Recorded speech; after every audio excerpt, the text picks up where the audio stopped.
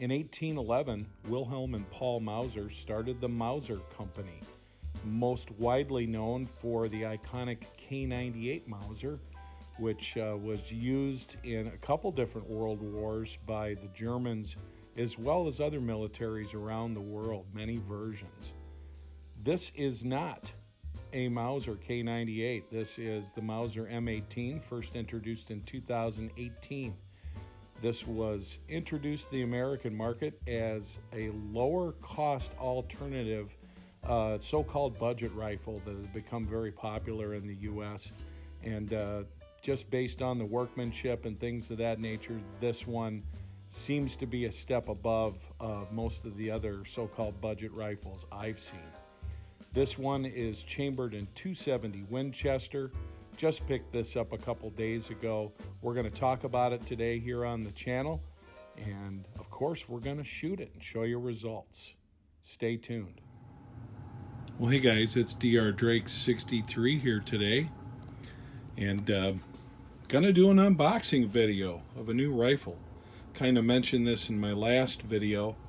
This particular rifle is a hunting rifle.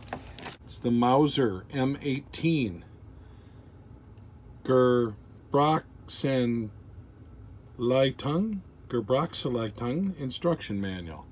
And this is an offering that's been on the market for a couple of years from Mauser. Obviously, you know the name. What I don't know is German, but here's info if you want to reach out to them. I guess it helps if you know German.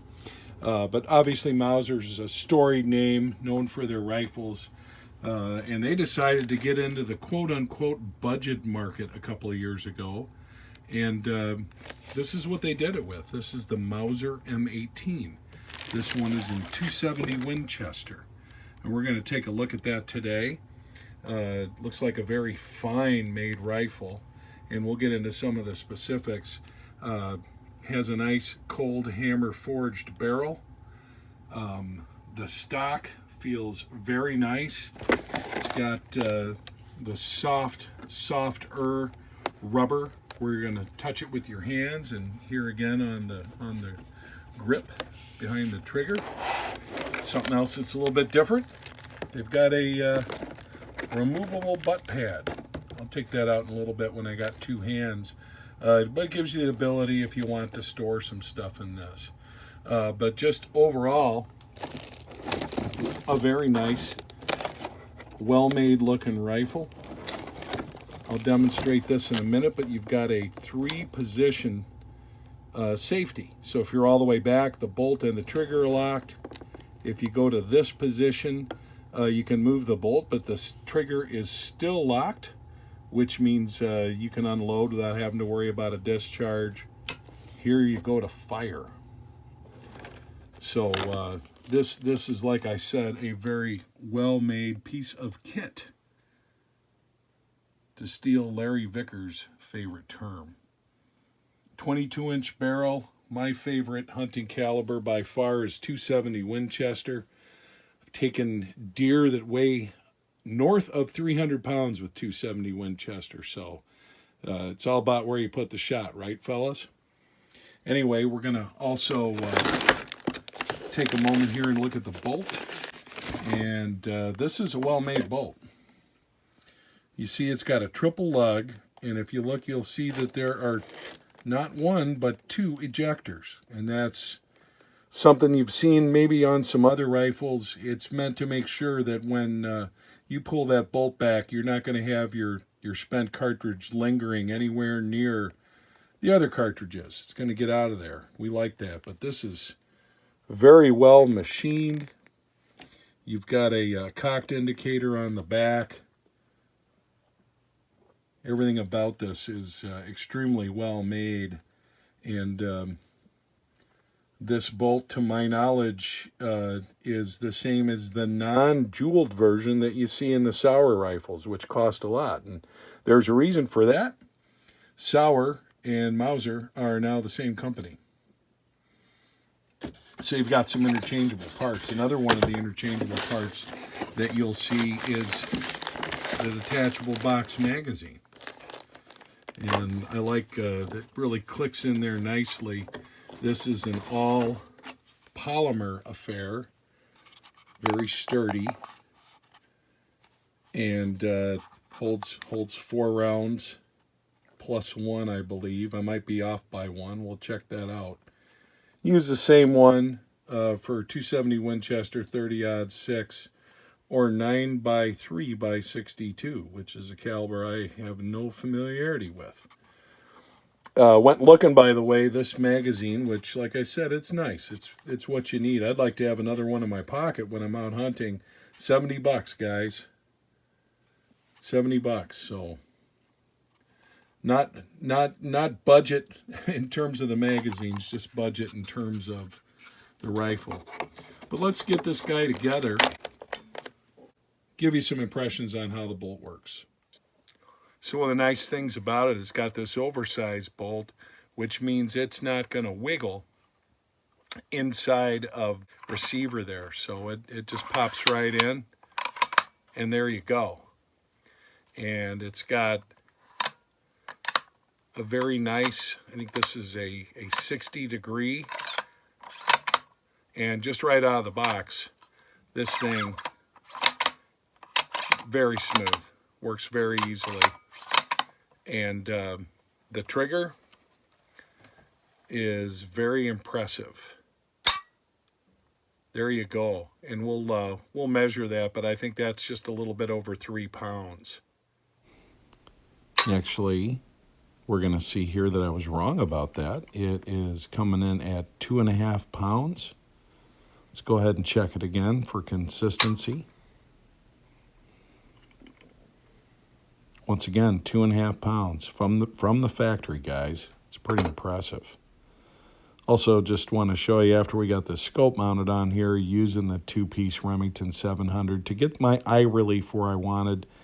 My configuration's got a little bit of hangover in terms of the receiver. It's not a big deal. I was able to eject no problem. Doesn't interfere with function. Here you see the bolt release. You simply push down on this and your bolt slides right out. But very, very positive, heavy bolt. And like I said, just right from the factory, pretty slick. And you can see right here that plenty of clearance, no interference at all with the scope. Probably could even mounted that scope a little bit lower, still no problems. Scope bases are drilled for a Remington 700 here on the top. And for a polymer stock, it's got a nice solid feel to it. Some of the polymer stocks that on rifles that I've handled in the so-called budget category, they really feel like you're handling something that's really hollow. And this one is not the case. I told you I'd show you how this comes out. You depress the sides. Right now it's got some foam in there, so you've got some storage compartment room in there. My concern when I was looking at this on the internet and seeing reviews is this part that's going to come out or get loose, and the answer is no, not at all. Now it's got a 14-inch length of pull. I think the thought here is that you could add an extended buttstock. You know, I'm usually hunting with a pretty thick coat on, so 14-inch length of pull is plenty good for me. A couple other things, I'll point out the trigger. It does have a plastic trigger guard or polymer, which is not a big deal to me. The actual trigger itself is polymer. And, you know, right off the bat, there's that old school hunting rifle Winchester 70 part of me that says, what the heck?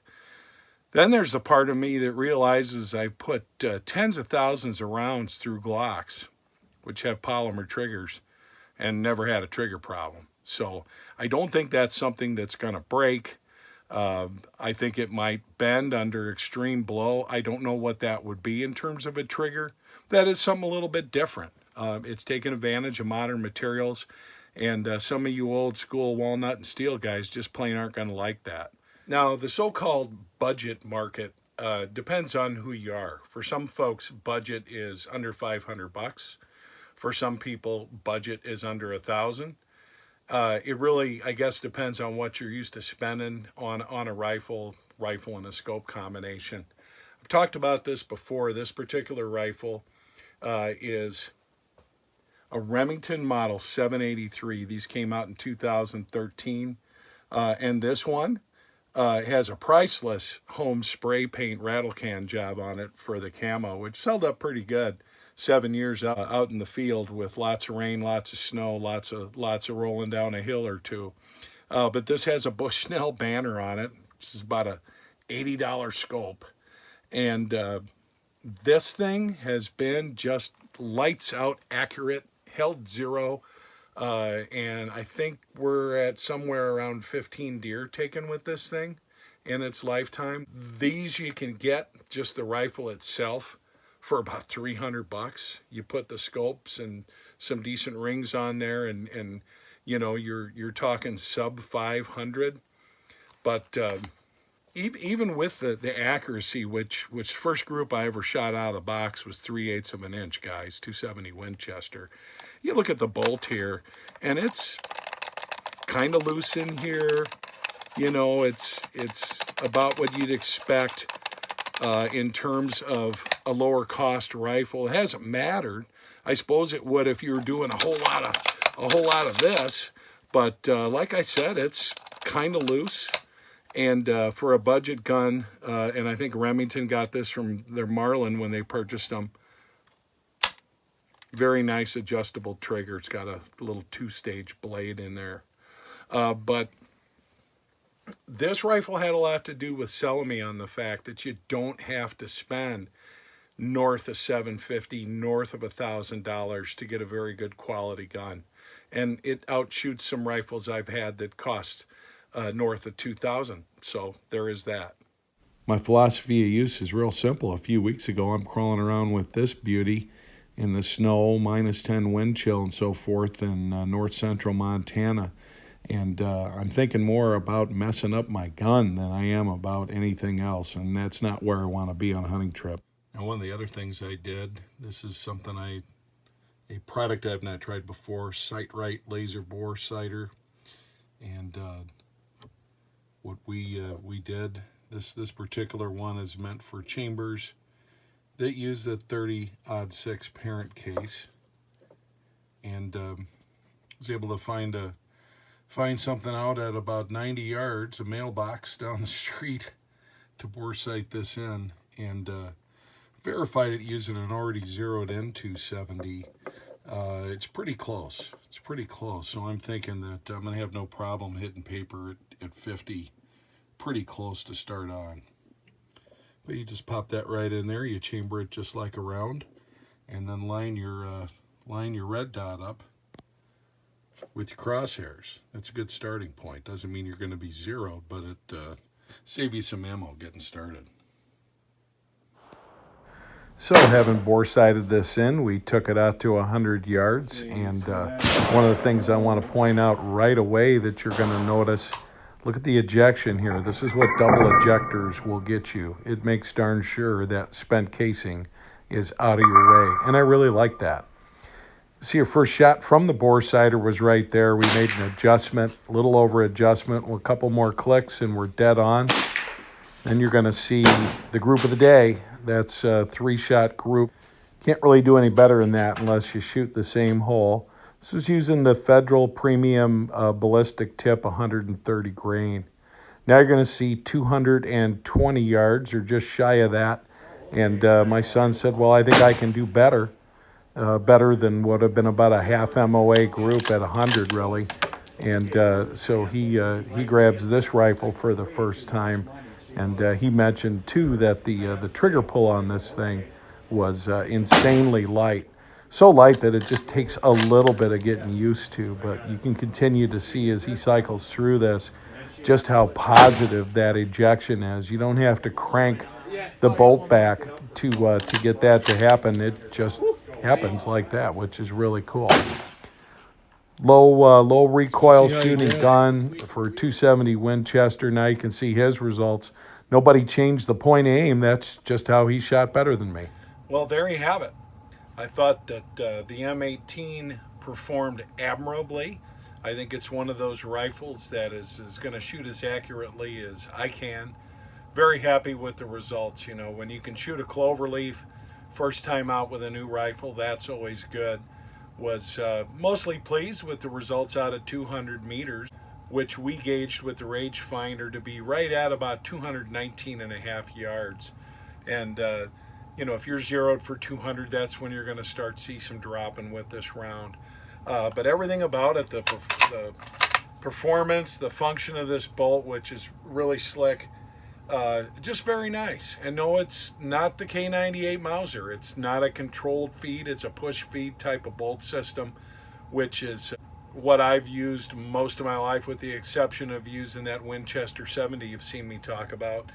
But unlike the Winchester 70, this is something I'm not going to feel bad about crawling through snow, hunting in rain, things like that, because this rifle isn't about pretty, although I do think it is got a nice look to it. It's very compact.